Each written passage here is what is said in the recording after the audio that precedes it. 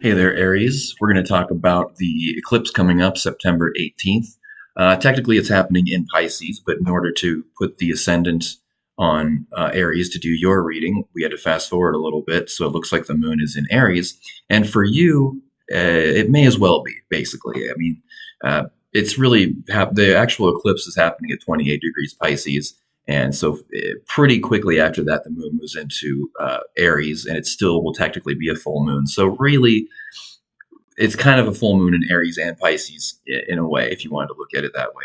And since the moon will be conjunct your north node in your first house in Aries, this is going to be, you're probably going to feel this eclipse energy more so than the other signs.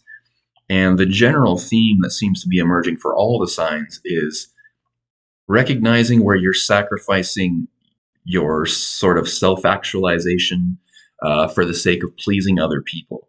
And the pleasing others kind of thing comes in with this Lilith and Libra here, technically kind of in your seventh, sixth house, right on the cusp between your sixth and seventh houses. So this could mean pleasing, sacrificing certain things or doing things in a way to kind of try to please maybe your possibly a romantic partner or maybe people that you work with or people that you just interact with on a daily basis, being that we're kind of working with the sixth house here.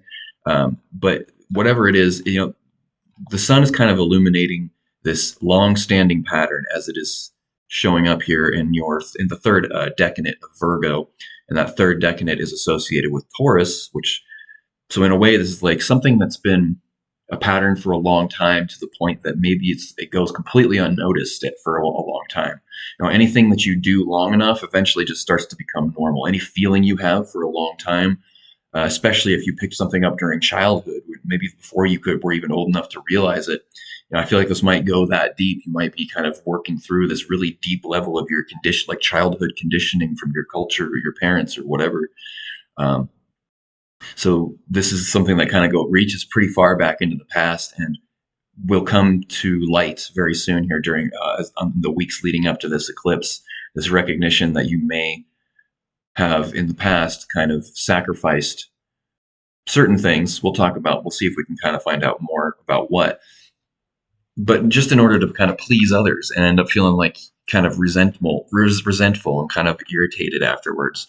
With the moon happening or the full moon happening in your first house here sorry, I can't speak, in Aries in this first deck, and it really having all to do with individuality and taking action based on what you want to do and which really resonates with you. It's a very individualistic kind of full moon here, where a lot of people are recognizing where they're kind of selling themselves short and frustrations may be kind of bubbling up for a lot of people. So the weeks leading up to this eclipse could be a little turbulent because, I mean, everybody's kind of reaching this point, kind of like reaching a breaking point with something in their life where they've been, sacrificing too much for the sake of pleasing other people. And if everybody's kind of going through something like this, just in different ways, manifesting in different ways in your life, don't be too surprised if you end up running into a lot of people who are kind of frustrated and don't have a whole lot of time or patience with you or for you or anyone or just anyways. With Mars here in your fourth house in Cancer, I feel like there has been some frustration or just pent up energy, emotional energy that needs to kind of come out. It needs to be expressed in some way or another. Otherwise, it's just going to sit there and it's really going to come out mostly when you're at home, being in the fourth house there, or when you're alone. Um, so where is it here that Aries is maybe sacrificing too much for other people? Let's see. Let me take a look at a few of the aspects here. Yeah, so maybe there's somebody in your life, or maybe multiple people, who they just always need help with something. They just always need your help frequently, and you want to feel like a good person. And maybe in the beginning of the relationship with this person, there was kind of a lack of clear boundaries set between you. And then through your interactions, certain lines get crossed without necessarily realizing it. I don't think anybody's trying to be like over the top or taking advantage of you on purpose, but ultimately that kind of seems to be what ends up happening, because you want these people to be happy, whether it's a partner or a family member or whatever. You like to keep the people that you're close to happy. But then maybe kind of neglect to express or let anybody know when you're feeling frustrated or overwhelmed or burned out. And then it's like until it gets to a point that it's just overwhelming, and then all of a sudden there's kind of this, you blow up maybe, or just completely cut certain people out of your life because it seems like it would feel easier to do that rather than to try to untangle the mess and figure out where these boundaries have been crossed or need to be drawn. So there was maybe just a relationship that was formed possibly a long time ago. Um, and like I said, maybe it was before you, maybe it was during a time where you just weren't aware of certain things, aware of certain aspects of yourself, and just didn't really occur to you at the time that you needed to draw boundaries between you and this person. You just wanted to be friends, you just wanted to be partners, you just wanted to be close to each other.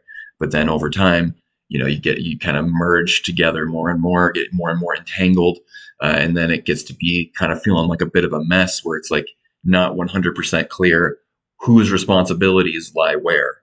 Um, so there may be a need to kind of pull back from certain people and have a discussion, perhaps, or even if you don't want to have a discussion, although I think it would probably be beneficial to just kind of address these things head on verbally with Jupiter in your third house. There's a good chance that with Jupiter in your third house there in Gemini, you'll probably manage to express yourself pretty clearly and also like in a way that's like kind of diplomatic without kind of without over sacrificing.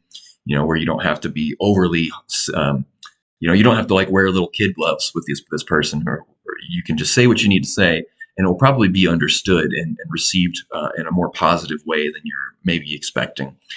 So, but it can be difficult to, when you've kind of gotten entangled with another person or other more multiple people in this way, where you kind of have started to feel responsible for their problems and they just kind of always need your help. It can be difficult to pull that apart. So there may be a need to actually spend a little time, a little bit like apart from this person. Maybe not, if you live with them or you're married to them or whatever, maybe you don't necessarily have to like blow everything up, but just kind of giving each other a little bit of space to reassess some things would be probably beneficial. And eclipses do tend to be pretty intense energies. Um, so maybe spending some time alone over the next couple of weeks leading up to this eclipse could be very beneficial to you if you can do so. And through these experiences, there will be some kind of recognition of some kind of talent, some kind of unique skill or talent that you have when it comes to the sort of more esoteric metaphysical side of things. With your Palus being here in the eighth house in Gem or in a Sagittarius, I keep saying the wrong signs. Palus really has to do with, or Palus, I'm not sure how it's pronounced, has to do with your abstract intelligence, your unique skills and talents that are very much unique to you. And there may be maybe you've been too entangled with other people and their problems and having to help them all the time, or too often, to where certain skills and talents of your own start to become neglected because you just don't have time to really focus on them. Maybe you don't get to spend enough time on your own to be able to kind of recognize where this comes from, or where these talents lie, or where these, eighth house, maybe you'd be good at things like this, like astrology or divination, or maybe you just want to explore more things like manifestation and magic and that kind of stuff, and these sort of occultish sort of things in the eighth house. Let me take a look at a couple things here. I did forget to mention that the Sun is actually making a grand trine to Neptune, or sorry, I just keep on saying the wrong thing. Pluto retrograde, as well as Uranus, which is in retrograde, and the Sun. So see this kind of triangle that's being made here between these. Oops, there. This kind of represents, you can think of it like an electrical circuit that's like where energy flows very smoothly and quickly in an unimpeded way. And with these three planets being involved here, this is like a sudden and maybe even somewhat shocking transformation of your sense of self, which then leads to a change in the way that your choice in friends. I think with that Pluto in the 11th house there, you've been maybe reassessing who you want to spend time with and what kind of people you want to have in your life, and your kind of your values, what it is that you really value in life the most, is also kind of changing in ways that maybe is a little unexpected and surprising to you. So there could be a little bit of, it can be a little bit uncomfortable at first and just unfamiliar. But I think that this eclipse is going to facilitate this sort of change and this sort of um, sudden realization about really your skills, your unique talents, where you're kind of over giving to other people and letting them put their problems on you when they should really be taking care of things themselves.